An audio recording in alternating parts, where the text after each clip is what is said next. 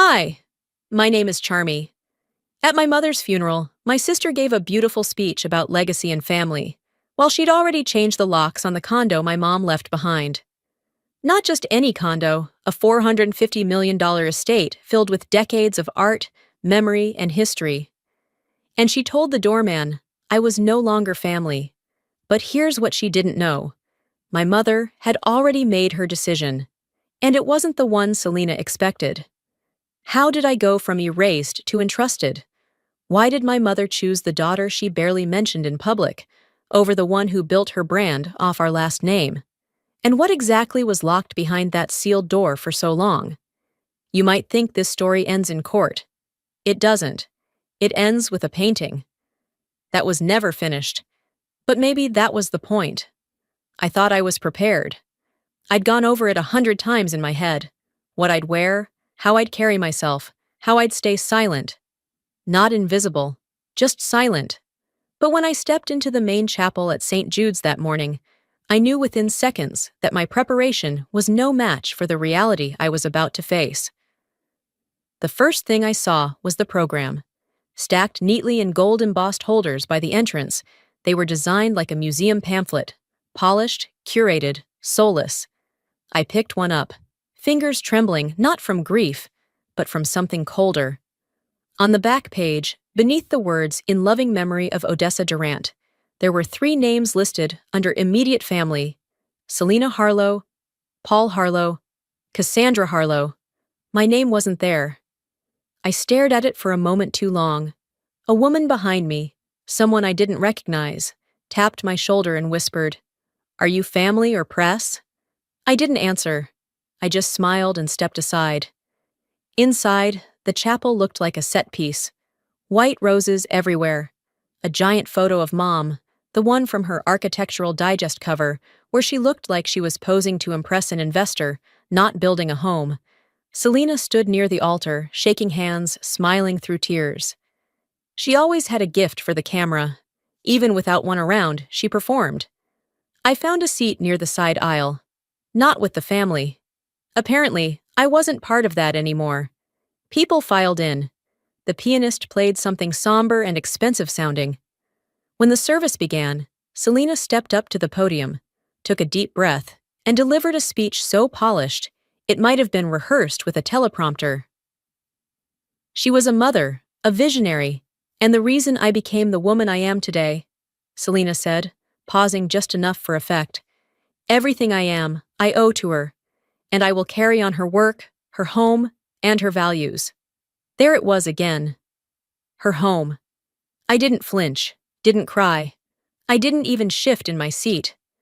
But I felt every word like it had been thrown at me on purpose. After the service, guests flowed into the reception hall like water seeking lower ground. Selena greeted each of them as if she were the widow, not the daughter. I waited by the far table, close to the servers. Most of them didn't know me. A few gave me polite nods, the kind you give a woman who looks like she doesn't quite belong. "Is that Charmy?" someone whispered, not low enough. "I thought she lived out west now. Isn't she the artist?" I didn't bother correcting them. There was no point. When people erase you from the story, they don't want the truth. They want silence. After an hour of polite stares, and even politer avoidance, I slipped out. I told myself I needed air. What I needed was to remember I wasn't crazy. So I went to the only place that still felt like my mother, her condo. The drive uptown was short but heavy. Every block pulled me deeper into something I couldn't quite name. I wasn't going to make a scene. I just wanted to see her piano, the sketches she used to leave on the side table, maybe even the shawl she wore when she had her tea by the window. When I pulled up to the building, the doorman was new. Young, clean-shaven, trying too hard to look serious. "Good evening, ma'am," he said. "Are you here to see someone?" I paused, swallowing the awkwardness. "I'm here for 31A, Odessa Durant's residence." He typed something into the screen, blinked, then looked up. "I'm sorry, I can't let you through. The access authorization was changed this morning." I pulled out my keycard, swiped it. Red, again, red. There must be a mistake. He glanced back at the monitor. It says the unit is under restricted access. I was told not to permit anyone not pre-cleared. Ms. Harlow was very specific. Ms. Harlow, not Ms. Durant, not even your sister. I stood there for a second, trying to decide if I should argue, explain, plead. But something inside me froze. Not from fear, from clarity. She said you'd try to come back, the doorman added, softer now. And that you were no longer family. I stepped back, nodding slowly. My mother's name was on that building's deed, not Selena's, but I wasn't going to fight that battle in a lobby. I turned without a word, walked back to my car. The sky had gone heavy, draped in early dusk. As I opened the door, a single raindrop hit the windshield. It wasn't dramatic, it wasn't cinematic. It was just quiet. And I knew, in that moment, I was no longer grieving my mother. I was grieving something else, something I hadn't dared name. So I went back, not to the party, but to the only place where I could still see my mother's face the way it used to be. I drove to the edge of Central Park and parked, stayed in the car with the engine off, hands still gripping the steering wheel. The city kept moving around me, horns, dogs, laughter from a bar 2 streets away. And yet I felt like I was sitting inside a glass case. 2 days passed. I stayed mostly silent, replying to messages with one-word texts, brushing off condolences with thank you emojis. I kept thinking maybe this would pass, that maybe Selena would call, say it had been a clerical mistake, that she had meant to add my name to the program, that the building lockout had been an admin error. But the call never came. Instead, an invite showed up, not directly to me, but through a mutual friend, Daniel Kim, who used to help Mom curate her gallery installations. "Thought you should see this," his text read. Attached was a photo of a cream and gold Evite, an intimate evening honoring the life and legacy of Odessa Durant, hosted by her daughter, Selena Harlow. Her daughter, not daughters, just her. I stared at the screen, rereading that line like I was waiting for it to change. Daniel followed up with, "I assumed you'd be there, but if you weren't told, that's really messed up." "Yeah," I texted back. "It is." I didn't plan to go, but by noon the next day, I was standing in front of Selena's condo building in Midtown, staring up at the glass facade. The entrance was flanked with candles and orchids. It looked more like a product launch than a memorial, and maybe that's exactly what it was. I walked in without hesitation. The doorman this time didn't stop me, probably assuming anyone who looked this pissed off must have been on the list. Inside, the space was glowing in soft amber light. String quartet in the corner, champagne being passed around by caterers in matching black masks. And people, lots of them, art donors, board members from the design council, Mom's old friends, many of whom hadn't seen her in years, but now clutched flutes of sparkling rosé like they were part of her final chapter. I stood by the corner of the main hall, watching. Photos were arranged on linen-draped tables, snapshots of Mom's career, her travel abroad, the opening of her 3rd gallery. In every one, Selena was there, polished and centered. I wasn't in a single frame. Not even the family Christmas photo I remembered vividly, because I took it. One curator, an older woman with a loud scarf, leaned in beside me and asked, "Oh, are you one of the staff? I adore the lighting in here." I gave her a flat smile and turned away. I wasn't going to explain myself to someone who couldn't even guess I might be family.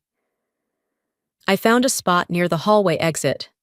I didn't mingle, didn't drink, just observed. Selena walked into the center of the room, dressed in deep navy, subtle but expensive. She clinked her glass lightly with the stem of a fork, waited for the murmur to quiet, then began. "Thank you all for coming tonight. It means more to me than you know. My mother wasn't just a force in architecture. She was a mentor, a friend, the one who shaped everything I am. I remember her telling me, 'Selena, legacy isn't about property, it's about purpose.' And I plan to carry her purpose forward in every corner of this city she loved." Polite applause followed. I stood still, arms crossed, jaw set. She named people to thank, cousins, old colleagues, even her ex-husband for supporting her vision. Not once did my name cross her lips. It didn't need to. I wasn't part of this script. But what burned more wasn't being left out. It was the precision of it. The way every image had been cropped, every detail smoothed out, history rewritten while the body was barely cold. As the crowd applauded again, I noticed something strange. Selena's speech notes had a timestamp, printed 3 days ago. That meant she wrote this before the funeral, before anyone else had even started grieving. While I was still trying to decide what dress to wear that wouldn't feel performative, I left before dessert, slipped past a waiter holding a tray of bite-sized cheesecakes, past 2 interns discussing how iconic the gallery wall looked, and out into the night. On my way out, I passed a framed photograph in the hallway. My mother, cutting the ribbon at her first gallery opening. Selena beside her, holding the scissors. I stopped. I remembered that day. I remembered standing on the other side of my mother, holding her left hand while she laughed. But in the photo here, that side was cropped. Deliberately. If you're not in the picture, they assume you were never there. I didn't go home after the event. I couldn't. I ended up at a diner near East 74th and just sat there, staring at a mug of untouched coffee that kept getting refilled by a waitress who clearly pitied me. She didn't ask questions, just kept pouring, like she knew I needed the silence more than the caffeine. By the time I left, the city was already wrapped in night. I walked aimlessly until I found myself back near the Durant building. I hadn't planned to come here, not again. But there I was, outside the lobby where 2 nights ago I had been denied like a stranger at someone else's doorstep. This time, I came prepared. I had called ahead under a different name and booked a visitor slot to the building, pretending to be a freelance designer reviewing the building's private art collection. It was a stretch, but money talks. And it turned out, so did my mother's last name. When it was convenient for them. The lobby was quiet. The new doorman looked up from his tablet but didn't say much. I nodded politely, signed in as C. Moore, and headed toward the elevator like I belonged. When the doors opened on the 31st floor, I stepped into a hallway that had once been filled with scent. Lavender, faint wood polish, the warmth of tea steeped too long. Now it smelled like citrus cleaner and new carpet. The walls were repainted in pale gray, the kind you find in high-end staging brochures. Gone were the textured wallpapers Mom had picked out after her trip to Florence. The art was gone too, replaced with impersonal, oversized prints of abstract shapes that said nothing and meant even less. The condo had been gutted. Not physically, perhaps, but spiritually? It was hollow. I stood in the foyer longer than I meant to. It felt wrong to walk further in shoes, but the rug she used to ask guests to step on before removing their footwear was missing too. So I stayed where I was. Behind me, a door clicked open. A man in a sport coat walked out from the kitchen with a wine glass. He glanced at me, gave a faint smile, and before I could say anything, held out his coat. "Oh, can you hang this up for me?" he asked. I blinked. "I'm not staff," I said evenly. He raised both hands. "Sorry, you look very efficient." I didn't bother responding. He disappeared before I could figure out whether that was a compliment or an insult. Walking past the living area, I noted more changes. The bookcase that once held my mother's journals now had color-coordinated spines of fake books. Her old reading chair, the one with worn-out armrests she refused to replace, had been swapped with a velvet chaise that didn't even face the window anymore. I checked the bedroom. Her quilted bedding was gone, replaced by something sleek and glossy. The room didn't smell like her. It smelled like nothing. But the real punch came when I turned the corner and saw what had once been her sketch room. It was now a wine cellar, an actual, glass-walled, temperature-controlled wine cellar. The walls where she had pinned her ideas, clippings, scribbled floor plans, and late-night thoughts, they were gone. In their place stood racks of Merlot and Syrah, lined like trophies. I didn't cry. I didn't even flinch.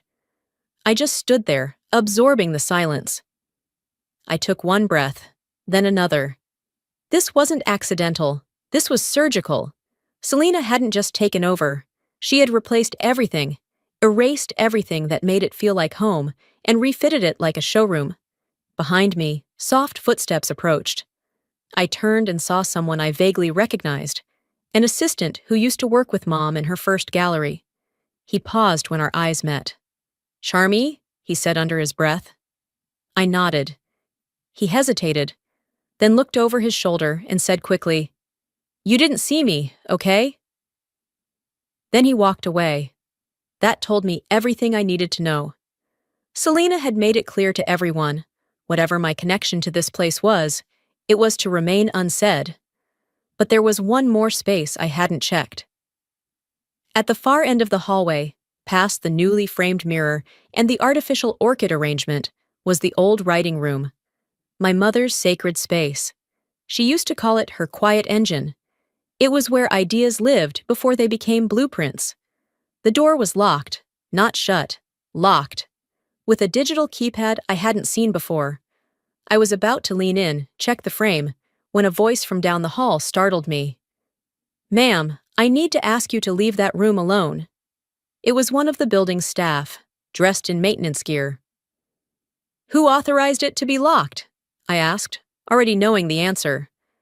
"The current occupant said it was to remain sealed."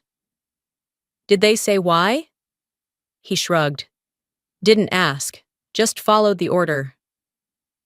I looked back at the door, stood there for several seconds. "I'm not trying to cause trouble," I said quietly. "I didn't say you were, but some rooms aren't for guests." I smiled thinly. "Some rooms aren't supposed to be forgotten either." He didn't reply. As I turned to leave, something inside me shifted. I didn't press the issue. I didn't ask for a key. I didn't threaten legal action. But I made a silent note. This wasn't over. If anything, it was just beginning. Because if there's a door you're not supposed to open, it's probably because someone's hiding what you're meant to find. I left the building with my heels echoing down the marble hallway, passing the front desk without making eye contact. Outside, the sidewalk was still damp from a light morning drizzle. I didn't call a cab.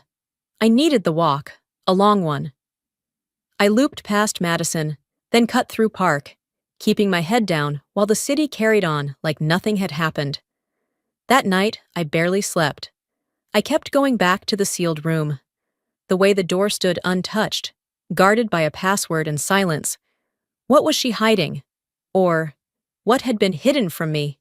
The next morning, I got a message from Rhea Mencken, an old friend of my mother's, someone she'd mentored back when she was building her first gallery.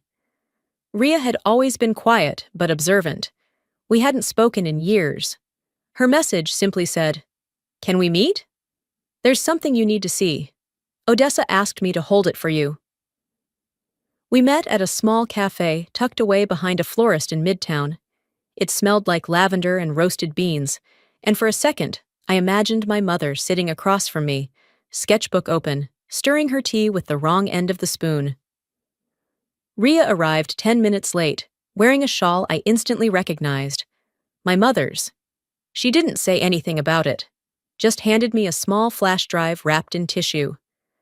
"She sent this to me 2 days before she passed," Rhea said quietly. "Told me not to deliver it until you came looking. Until you were ready." I held it in my hand for a moment. "Ready for what?" Rhea sighed.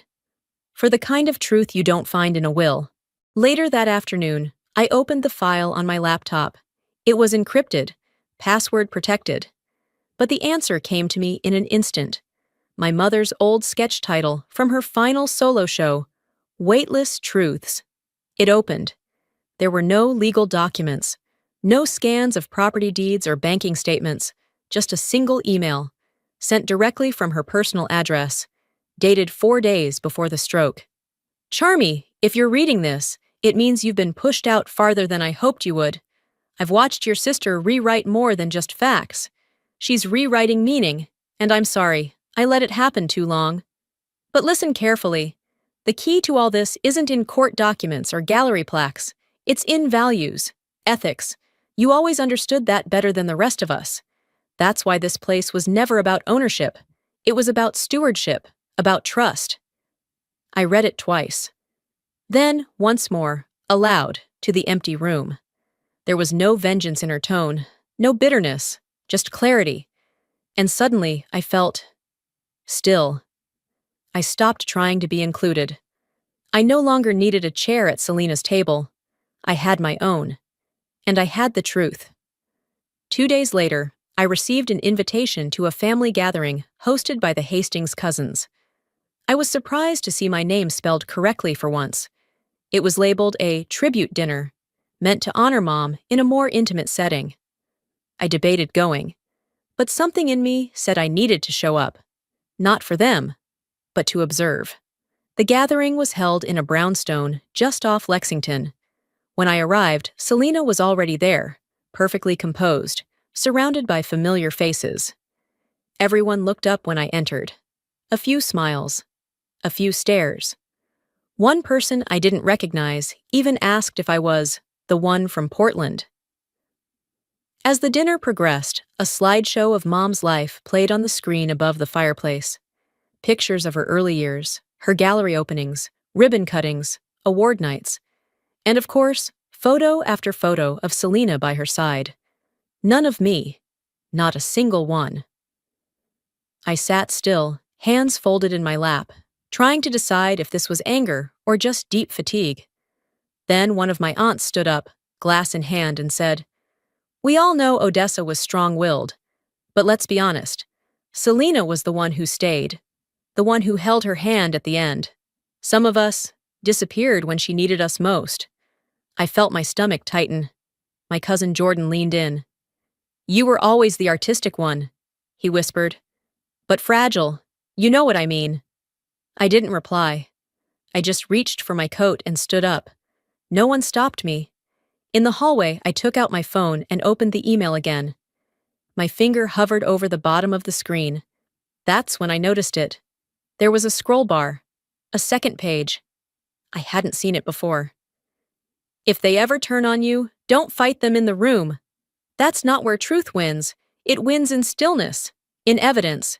Go back to the source. You'll find everything you need where I left it. I made sure of it." I stared at the words for a long time. Then I stepped out into the evening air. The truth wasn't in that room, but I knew exactly where it was. I didn't sleep that night, not even a little. My mother's words kept looping in my head, like a code I couldn't crack, a riddle that pulsed just beneath my skin. Go back to the source.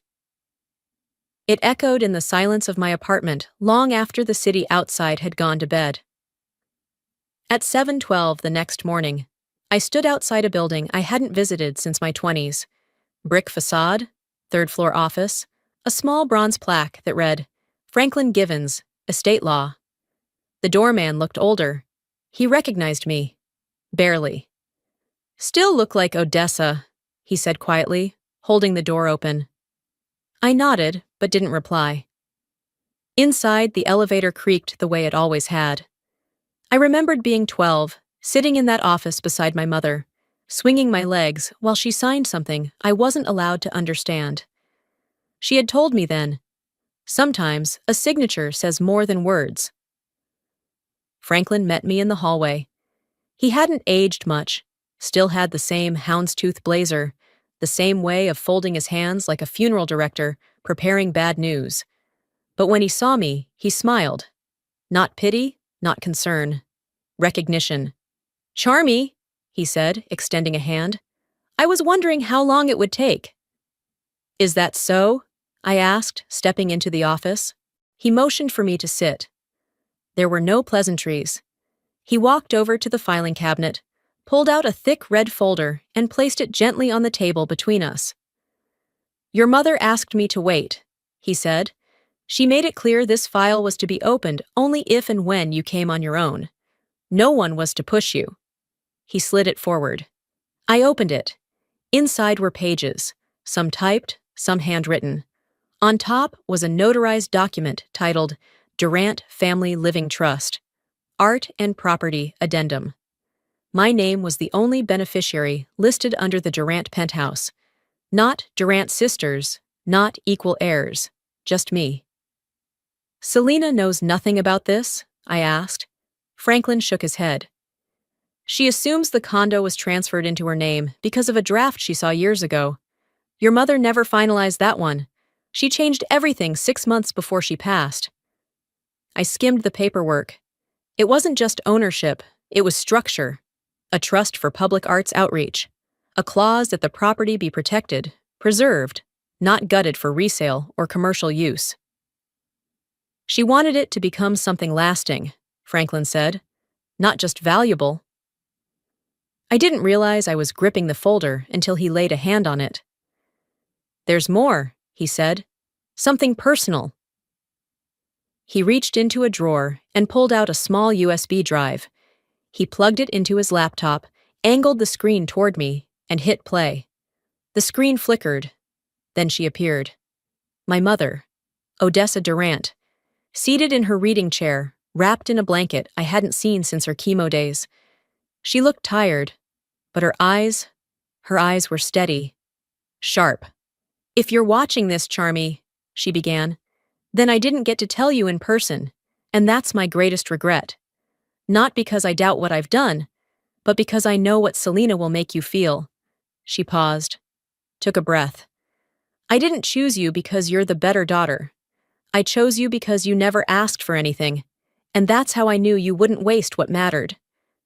Her voice was even, controlled. You didn't inherit this place. You were entrusted with it.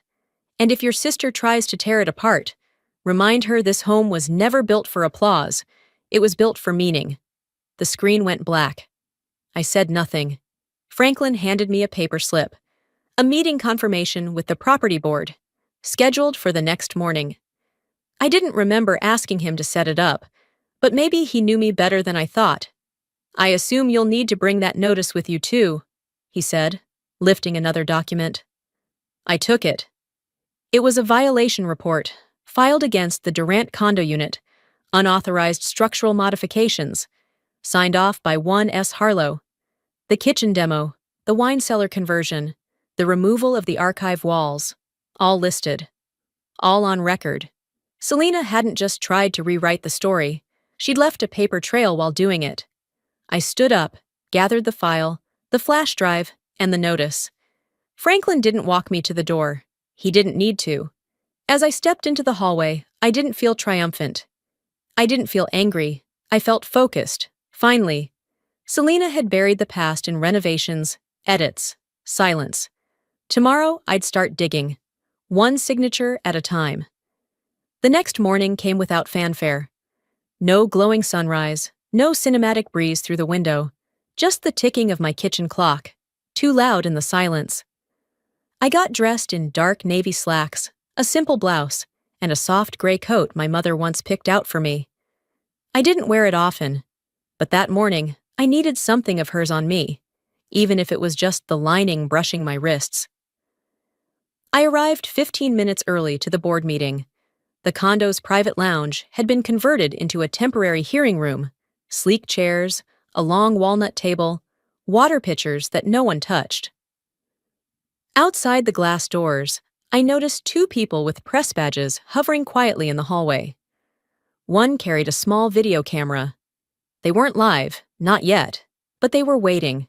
Inside, 3 board members sat reviewing folders. Their expressions were practiced, neither friendly nor cold. They had the weary neutrality of people who'd seen too many neighbors sue over hallway paint colors. Then the door opened and Selena walked in. She wore ivory. Of course she did. A fitted dress, heels sharp enough to be weapons, and a gold pen clipped to a notepad that she probably wouldn't write in. She gave the room a warm smile, one of those expressions that suggested both innocence and inevitability. "Good morning," she said, settling into the chair at the far end of the table. "I'm happy to clarify any misunderstandings." Her attorney sat beside her. Young, expensive-looking, wearing a watch that cost more than the average car. He looked at me like I was about to waste his time. The board chair, a man named Wexler, cleared his throat. Let's begin. Ms. Durant, we've reviewed a formal complaint citing unauthorized modifications made to Unit 31A. Do you have documentation to support your claim? I reached into my bag and pulled out the file Franklin had prepared. I handed it to the assistant, who distributed copies. This is the certified trust agreement, I said calmly. Signed and notarized 6 months before my mother's passing.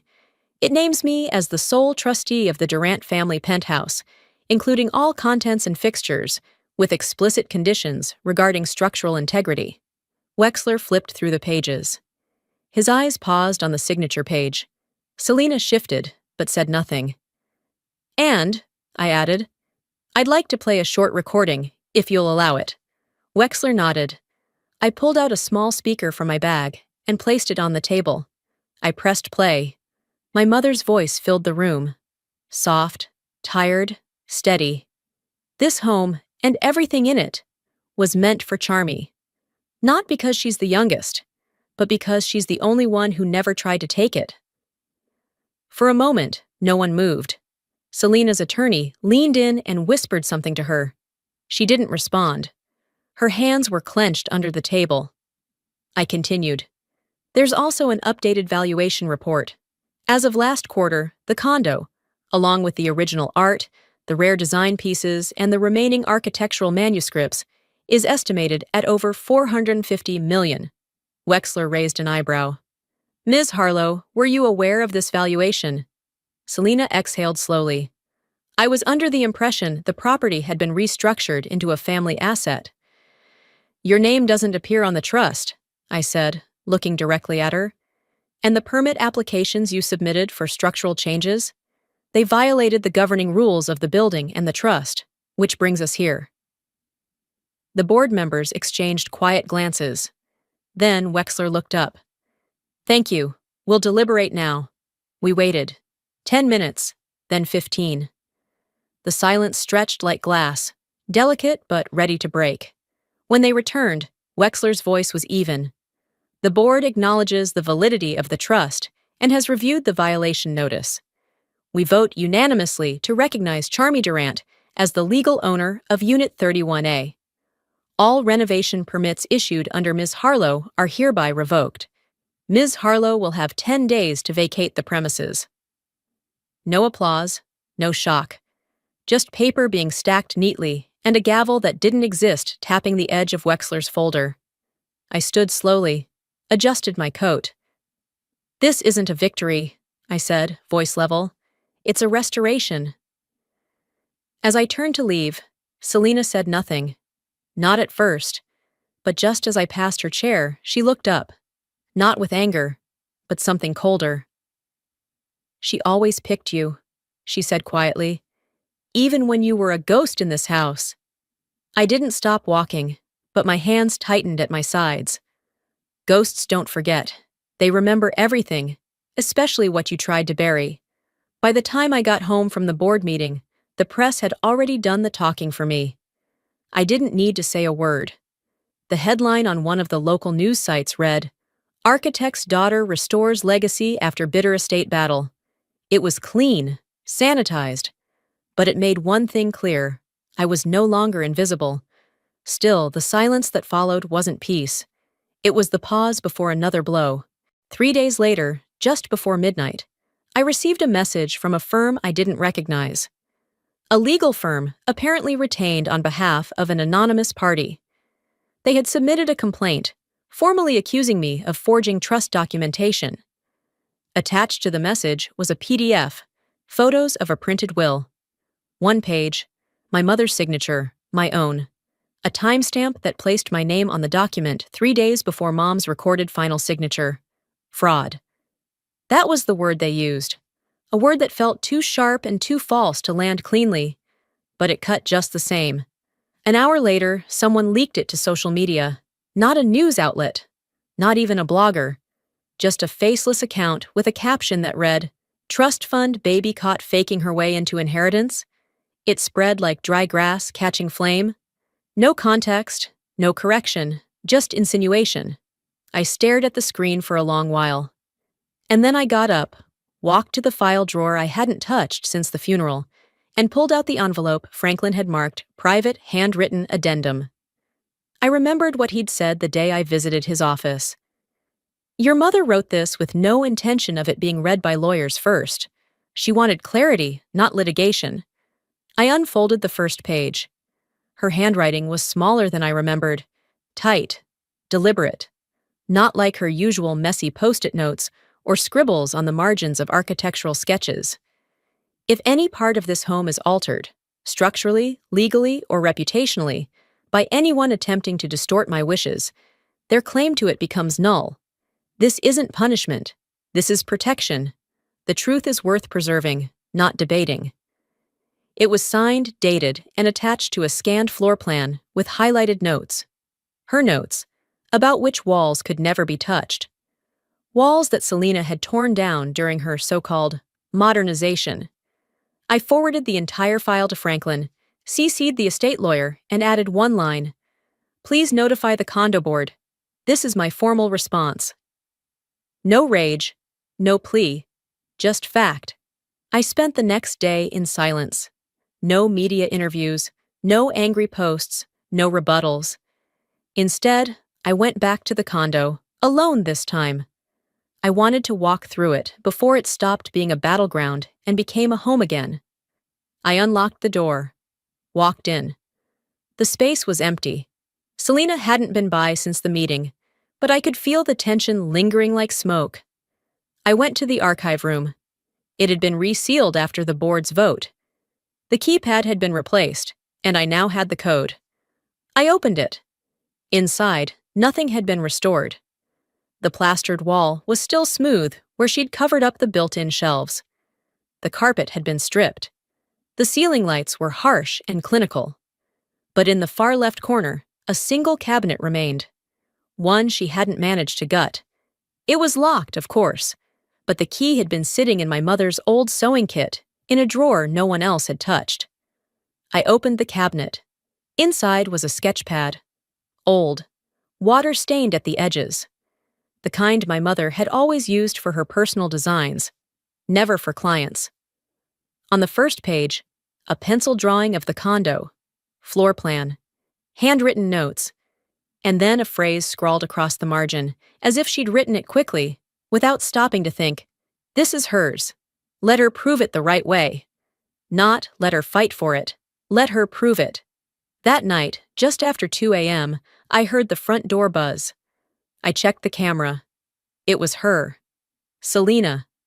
She wasn't crying. She wasn't yelling. She stood there with her phone in one hand and a box in the other, probably here to retrieve the last of her belongings. I buzzed the door. She stepped in, walked through the lobby with a calm that felt practiced. I met her at the entryway. We didn't say hello. She glanced around. So this is it now, she muttered. I nodded. You came for the box? She handed it to me without a word, then added, You think this makes you better? I looked at her. Not through her. Not around her. At her. No, I think it makes me right. She didn't scream. She didn't flinch.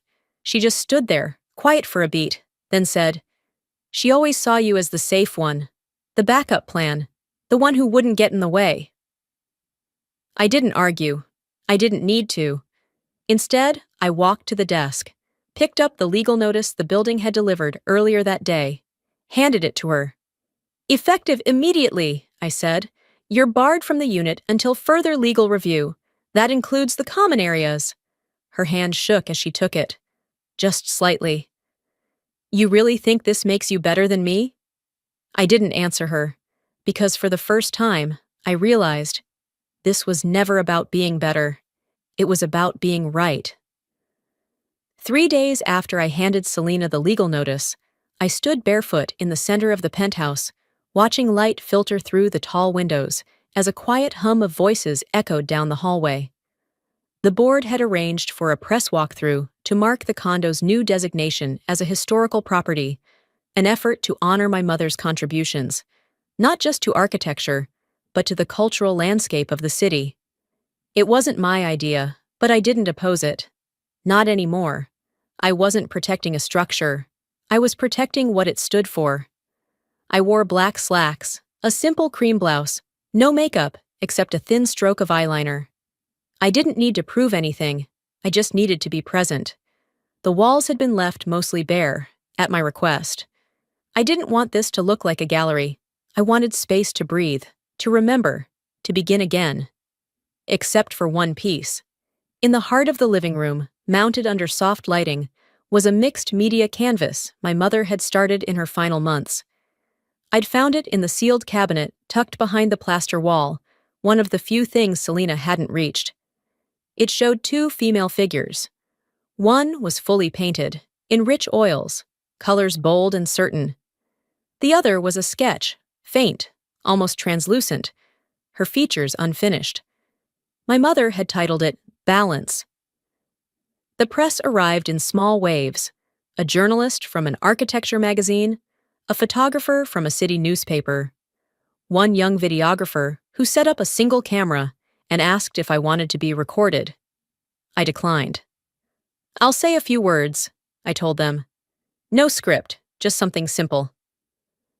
When everyone had settled, I stood before the painting. "This isn't a museum," I said. "It's a memory, one we don't all agree on, but one I will protect." No one clapped. No one needed to. As I turned to walk them toward the guest rooms, I caught movement near the entry. A familiar silhouette. Selena. She stepped in quietly, hair pulled back, face bare. She wore a loose sweater and slacks. No jewelry, no entourage, just her. A board member approached her immediately, offering a copy of the legal order. "I'm only here to see the art," she said, lifting her hand slightly. "I won't touch anything." The journalist glanced at me, unsure. I said nothing. I didn't need to. The board rep nodded once and firmly stated, "You'll need to step back into the hallway, Ms. Harlow. This is a restricted tour." Selena didn't protest. She just stood there, staring past me at the painting. Her eyes stayed fixed on the unfinished figure. "This house was always ours," she said, loud enough for the room to hear. Just because she had the key doesn't mean she owned the story. The air grew tight. I didn't respond. Instead, I walked toward the painting, slowly, deliberately, and stood in front of it, not blocking it, not claiming it, just facing it. Selena turned and walked out, her steps heavy, uneven. No one followed her. The rest of the tour passed quickly. Polite questions, light nods, murmurs about legacy and design, and how personal history can live inside walls. By early evening, the press had gone. I turned off the main lights, closed the curtains, lit a single candle. Then I stood before the painting again. I stared at the second figure, the one in charcoal, the one she never finished. Was that me? Or was it Selena? Or maybe it wasn't either of us. Maybe it was both. Maybe she didn't finish it on purpose. Because some stories weren't meant to be completed. They were meant to linger. I didn't erase it. I didn't fill it in. I left it exactly as it was. Before going to bed, I placed a small brass plate beneath the frame. I engraved it that night. No date, no artist bio, just one sentence. What's left unfinished sometimes says the most. Some stories aren't meant to be finished, just remembered, with care. That morning began with the smell of freshly cut lavender. Not from any expensive candle or curated arrangement, just a single bundle, tied with twine, left at the foot of the front door. No note, no signature, just placed there with intention. I stood for a moment, barefoot on the cold tile. The soft hum of morning traffic, a distant echo through the windows. I picked it up, pressed it to my nose. It smelled like her. Like Mom's kitchen on Sundays, when she'd tuck sprigs into a jar of warm honey and call it cheap therapy. 1 month had passed since the board vote. The penthouse had changed, not in structure, but in spirit. What was once sterile had been rehumanized, not through luxury, but by memory. I walked the halls slowly that morning, each step deliberate. There was no rush. Today wasn't about me. It wasn't about Selena either. It wasn't even about our mother. Today was for those who had never met her. We were hosting the first open morning of the Odessa Durant Reflection Room. Not a gallery, not a museum. A space for pause, for silence, for stories not yet told. The apartment had been gently rearranged into a series of quiet moments. In one corner, there was a sketch station with free paper, pencils, and a sign that simply read, "What do you wish your mother had told you?" Across from that, we'd set up a tea table, the same rickety one she used in her classroom when she volunteered at the Public Arts Center. Teresa Albano, our old housekeeper, had insisted we serve black tea in mismatched mugs. "That's how she always did it," Teresa said, placing the chipped porcelain with care. Next to the hallway leading to the bedrooms, there was a wall lined with envelopes, each one containing a letter written by a young artist, addressed to a woman I wish I'd known. We didn't vet the content. That wasn't the point. They were sealed and taped gently, like offerings. A living archive of imagined connection. By 8:30, Ria Menken had arrived with a folded blanket and a bouquet of tulips. She said little, just hugged me once, then wandered off toward the sketch station. 10 minutes later, I saw it. A plain envelope slipped through the mail slot. No stamp, no handwriting on the front. Just there, waiting. I opened it quietly, away from the others. Inside was a single sheet of paper, thick, high quality, familiar. The letter wasn't signed, but it didn't need to be. "You were right. She did choose, and I see now why." That was all it said. No apology, no blame. Just acceptance. I folded it, walked to the library shelf, and tucked it into the spine of The Ethics of Space, a book my mother had kept at her bedside for decades. I didn't tell anyone. I didn't feel triumphant. Closure doesn't always look like justice. Sometimes it looks like quiet honesty. By 9 a.m., the doorbell rang. Our first guests. I opened the door and found a young girl, maybe 15, with her grandmother. The girl wore a faded backpack. Her hair was tied up with a pen stuck through the knot like a makeshift bun. I smiled. "Welcome," I said. The grandmother's voice was quiet. She wanted to see the room, her mother. She was too tired to come. The girl added, "She never really had time for her art, so I figured I'd come for both of us." I stepped aside and motioned them in. "Then you already understand everything this place was built for." They walked slowly, the girl trailing her fingers along the wall as they passed. Outside, etched into the glass panel beside the entrance, was the only quote I had allowed on display. "Legacy is not what you keep, it's what you leave open." The morning continued gently. No press, no speeches, just people, some crying, some laughing, most just sitting quietly, watching, remembering, dreaming. I walked to the west window, the one Mom always claimed had the only decent light in this whole city. The chair she used to read in had been restored. The cushion was new, but the frame was the same. I sat. The painting still hung in the main room. Balance. Still unfinished. Still perfect. I heard the door open again, but didn't turn. If it was someone meant to be here, they'd find their way in. And if not, the door would stay open anyway. I never locked that door. I only made sure it opened for the right ones,